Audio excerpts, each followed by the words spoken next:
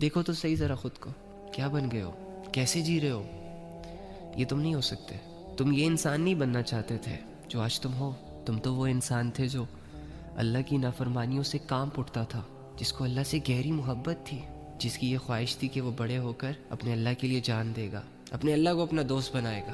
راہ چلتے کوئی ایسی چیز تمہیں نظر آتی جس سے لوگوں کو نقصان پہنچ سکتا تھا، کوئی کانٹا، کوئی نوکیلی چیز، تو تم اسے اپنے ہاتھوں سے ہٹا دیتے تاکہ کسی کو تکلیف نہ پہنچے، نقصان نہ پہنچے۔ تم تو وہ انسان ہو کہ جس پر جب کوئی ظلم ہوتا تھا تو آسمانوں کو دیکھتا تھا۔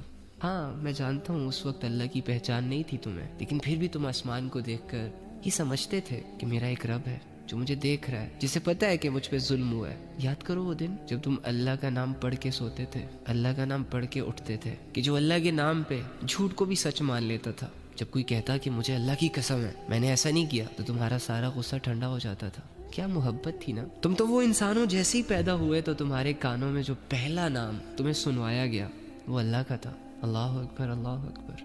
لیکن آج دیکھو اپنی حالت، غور کرو خود پہ، کیا بن چکے ہو، کیا ہو گیا تمہیں؟ کیا وہ اللہ صرف بچپن میں ہی تمہارا اللہ تھا؟ کیا آج اس اللہ کی ضرورت نہیں ہے تمہیں؟ رہ لو گے اس کے بغیر، جی لو گے اس کے بغیر؟ نہیں،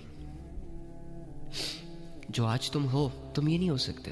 خود ہی سوچ لو، ہاں بچپن میں جو انسان جب کسی راستے سے گزرتا اور اسے کوئی ایسا کانٹا یا کوئی نقصان دینے والی چیز نظر آتی تو وہ اس نیت سے اٹھا لیتا کہ کسی اور کو نقصان نہ پہنچے، اور آج جوانی کے ایام میں وہی انسان لوگوں کو دھوکے دے کر، لوگوں پہ ظلم کر کے، لوگوں سے جھوٹ بول کے، لوگوں کے دل توڑ کے، لوگوں کو ذہنی مریض بنا کے، لوگوں کو الجھا کے کیسے رہ سکتا ہے؟ وہ انسان یہ سب کیسے کر سکتا ہے؟ وہ نوجوان جب اسے سمجھ نہیں تھی بچپن میں اللہ اکبر کی صداؤں پہ جو مسجد کی طرف بھاگتا تھا، آج وہ جوان ہونے کے بعد، اس کی سوچ اور سمجھ بحال ہونے کے بعد کیسے اپنے رب کی آواز پر اس کے گھر نہیں جا سکتا؟ یہ تم نہیں ہو بڑی۔